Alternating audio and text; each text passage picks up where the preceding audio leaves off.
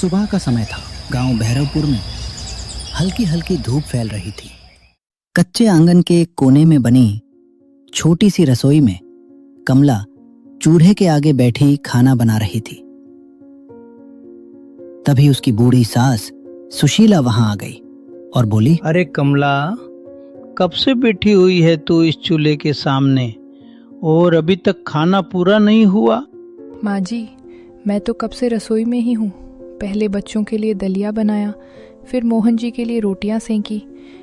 हर रोज वही ढीलापन और सुस्ती, और ऊपर से 3-3 बेटियां पैदा करके मेरे बेटे पर बोझ डाल दिया है तूने। आप चिंता मत कीजिए, बस थोड़ी ही देर में सारा काम हो जाएगा और आपको किसी भी चीज की कमी नहीं रहने दूंगी। मुझे तेरी सफाइयां सुनने का कोई शौक नहीं है। मुझे तो बस इतना पता है कि मेरे जमाने में हम 4-4 लोगों का काम अकेले कर लेते थे और कभी किसी के सामने रोना नहीं रोते थे। कमला कुछ नहीं बोली। वो अपने काम में लगी रही। उसी समय अंदर से 3 छोटी छोटी बच्चियों की आवाज आई।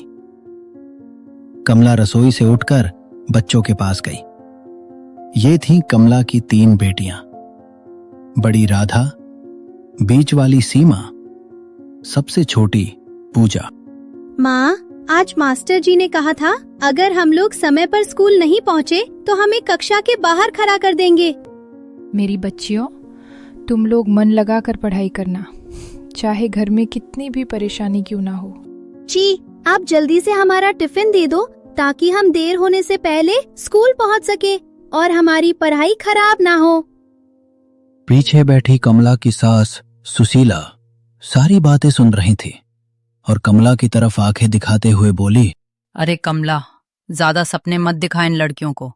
लड़कियों का काम पढ़ाई नहीं, घर का काम संभालना होता है। दादी, हमारी मैडम जी कहती हैं कि अगर लड़कियां पढ़ लिख जाएं तो वे अपने परिवार का सहारा बन सकती हैं, माँ बाप का नाम रोशन कर सकती हैं। इसलिए मैं तो खूब पढ़ाई करूंगी और एक दिन बड़ी टीचर बनकर सबको दिखाऊंगी। देखा कमला, अभी से जुबान चलाने लगी है तेरी बड़ी बेटी। अगर अभी से इसे नहीं समझाया तो आगे चलकर ये हमारे सिर पर चढ़ जाएगी और हमें ही आंखें दिखाएगी। अच्छा होगा अभी से समझ जाए तो। नहीं नहीं माँ जी, ये बच्ची है, अभी जो मन में आता है वही बोल देती है।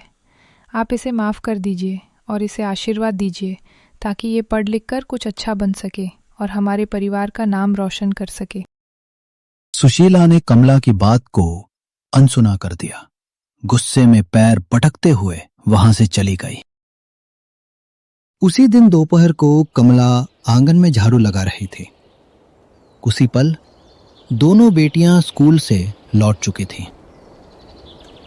माँ, आज स्कूल में मास्टर जी ने कहा है अगर हमने अगले हफ्ते तक फीस जमा नहीं की तो हमें कक्षा में बैठने नहीं दिया जाएगा। माँ, आप पिताजी से बोल दीजिए ना हमारे स्कूल की फीस जमा कर दें, वरना पढ़ाई रुक जाएगी। मेरी बच्चियों, तुम चिंता मत करो, मैं तुम्हारे पिताजी से बात करूंगी। चाहे मुझे दिन रात मेहनत करनी पड़े, लेकिन मैं तुम्हारी पढ़ाई कभी नहीं रुकने दूंगी, क्योंकि यही तुम्हारी जिंदगी बदल सकती है। तभी पीछे से सुशीला की तेज आवाज सुनाई दी, जो कमला को डर के साथ गुस्से और ताने से भर रही थी। अरे कमला, किस बात की फीस? मैं तो पहले ही कह चुकी हूँ, लड़कियों पर इतना खर्चा करना बिल्कुल बेकार है। कल को इनकी शादी करनी पड़ेगी और फिर दहेज भी देना पड़ेगा। इसलिए इनको घर का सारा काम सीखा, वो काम आएगा। उसी समय शाम को खेत से थका हारा मोहन घर लौटा। उसके चेहरे पर दिन भर की मेहनत साफ दिखाई दे रही थी। सुनिए जी, आज स्कूल से खबर आई है कि अगले हफ्ते तक बच्चों की फीस जमा करनी है, नहीं तो मास्टर जी उन्हें कक्षा में बैठने नहीं देंगे। कमला, मैं भी चाहता हूं कि मेरी बेटियां खूब पढ़ें और जिंदगी में कुछ अच्छा करें, लेकिन तुम खुद ही देख रही हो, खेत में इस बार फसल भी ठीक नहीं हुई और घर का खर्चा चलाना भी मुश्किल हो रहा है। मोहन, तू बेवजह इन लड़कियों के पीछे अपना पैसा बर्बाद मत कर बेटा। अगर इतना ही पैसा खर्च करना है तो उसे किसी अच्छे काम में लगा। लड़कियां पढ़ लिख कर क्या कर लेंगी? आखिरकार उन्हें तो दूसरे घर ही जाना है। ये सुनकर छोटी बेटी पूजा की आंखों में आंसू आ गए। लेकिन उसने हिम्मत जुटाकर अपनी दादी से कहा, दादी, आप चाहे कुछ भी कहें, लेकिन मैं पढ़ाई कभी नहीं छोड़ूंगी। मुझे अपनी माँ को इस हालत में देखकर बहुत दुख होता है। मैं एक दिन जरूर टीचर बनूंगी ताकि माँ को इतनी मेहनत ना करनी पड़े। बेटा पूजा, तू अभी छोटी है और तुझे इन सब बातों की चिंता नहीं करनी चाहिए। तुम बस मन लगाकर पढ़ाई करो। अगले दिन दोनों बहनें स्कूल पहुंची। वहां उनकी कक्षा की अध्यापिका सरोज मैडम बच्चों को पढ़ा रही थी। कक्षा खत्म होने के बाद उन्होंने पूजा को अपने पास बुलाया।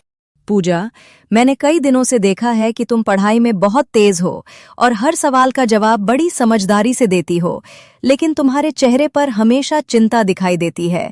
अगर तुम्हें घर में या पढ़ाई में किसी भी तरह की परेशानी हो तो तुम मुझसे बेझिझक बता सकती हो।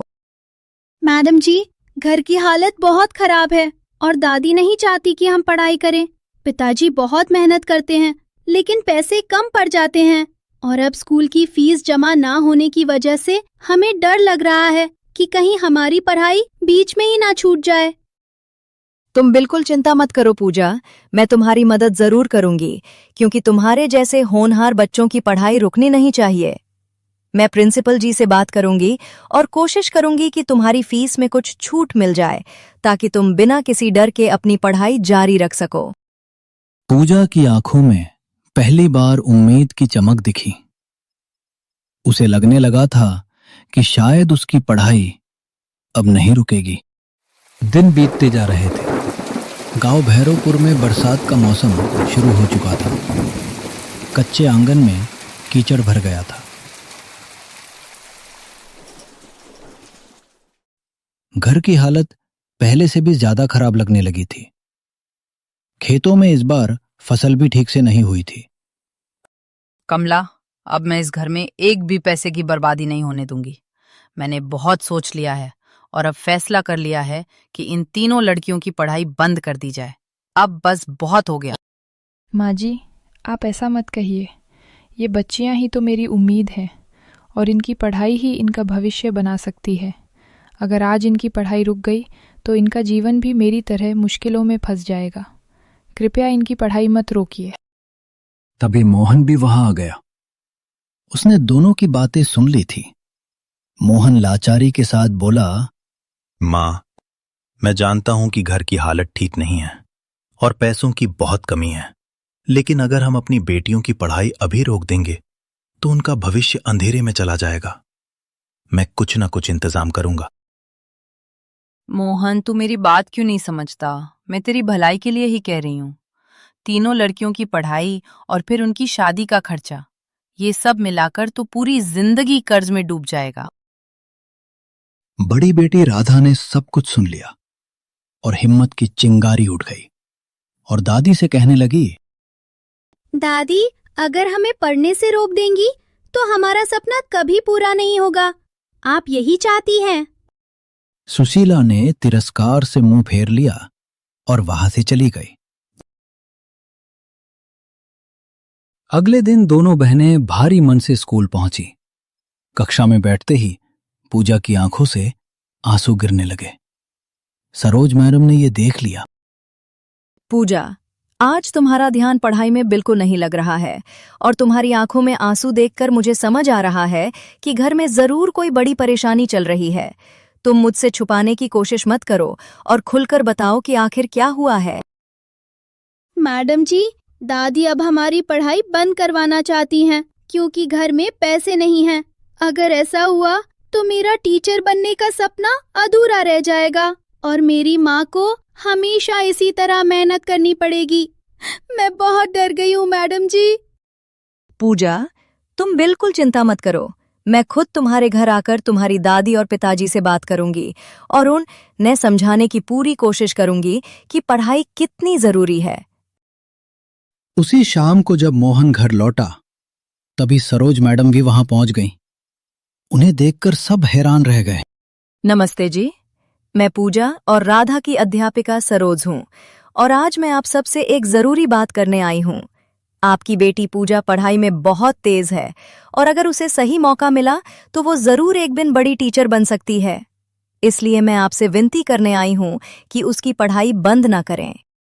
मैडम जी, मैं भी चाहता हूं कि मेरी बेटियां पढ़ें और जिंदगी में आगे बढ़ें, लेकिन आप खुद ही देख सकती हैं कि घर की हालत बहुत खराब है और पैसों की इतनी कमी है कि कभी कभी तो खाना जुटाना भी मुश्किल हो जाता है। मैडम जी, आप पढ़ी लिखी हैं इसलिए पढ़ाई की बात कर रही हैं, लेकिन हमारे जैसे गरीब लोगों के लिए पहले पेट भरना जरूरी होता है। इसलिए मैं अपनी पोतियों की पढ़ाई पर और पैसे खर्च नहीं कर सकती। माँ जी, मैं आपकी परेशानी समझ सकती हूँ, इसलिए मैं खुद प्रिंसिपल जी से फीस के लिए बात करूंगी। मैडम जी, आपने आज हमारे घर आकर जो हिम्मत दी है उसके लिए मैं जिंदगी भर आपका एहसान नहीं भूलूंगी।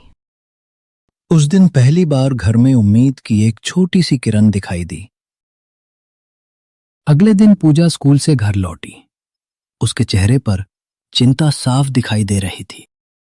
माँ, आज स्कूल में सरोज मैडम ने बताया है कि अगले महीने हमारी बड़ी परीक्षा होने वाली है और उन्होंने ये भी कहा कि अगर हमें अच्छे नंबर लाने हैं तो हमें रोज अतिरिक्त समय देकर पढ़ाई करनी होगी। बेटा, जिंदगी में अगर कुछ बड़ा बनना है तो मेहनत तो करनी ही पड़ेगी। मैं जानती हूँ कि तेरे लिए घर के काम और पढ़ाई दोनों संभालना आसान नहीं है, लेकिन तू हिम्मत मत हार। मैं तेरी जितनी मदद होगी मैं करूँगी। समय तेजी से बीतता गया। आखिर वो दिन आ गया जब पूजा की वार्षिक परीक्षा शुरू होने वाली थी। सुबह सुबह पूजा किताब लेकर बैठी थी, लेकिन उसके हाथ कांप रहे थे। उसे डर लग रहा था कि कहीं मेहनत बेकार ना हो जाए। बेटा, आज तेरी मेहनत की असली परीक्षा है। तू डर मत और पूरे विश्वास के साथ परीक्षा देने जा। भगवान ज़रूर तेरी मेहनत का फल देगा, क्योंकि तूने जितनी मेहनत की है उतनी मेहनत शायद ही किसी ने की होगी। पूजा, आज मुझे तुझ पर पूरा भरोसा है। तू हमारे घर की उम्मीद है और मुझे यकीन है कि तू अच्छे नंबर लाकर सबको दिखा देगी कि लड़कियां भी किसी से कम नहीं होती। इसलिए बिना डर के परीक्षा देने जा। माँ, आज मेरा रिजल्ट आ गया और मैंने पूरे स्कूल में सबसे ज्यादा नंबर हासिल किए हैं।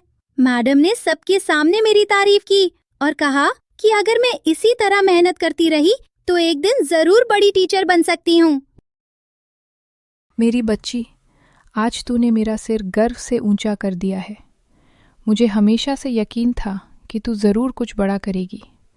आज तेरी मेहनत ने यह साबित कर दिया है कि गरीब घर की बेटियां भी बड़े सपने पूरे कर सकती हैं। सुशीला को खुशी तो हुई, लेकिन उसने किसी के आगे जाहिर नहीं की। 6 महीने बीत जाने के बाद पूजा आखिरकार टीचर बन गई। पूरा गांव उस पर नाच करता है। दोस्तों, हमारी मेहनत का फल हमेशा मिलता है, इसलिए हमेशा खुद पर और मेहनत पर भरोसा करना चाहिए।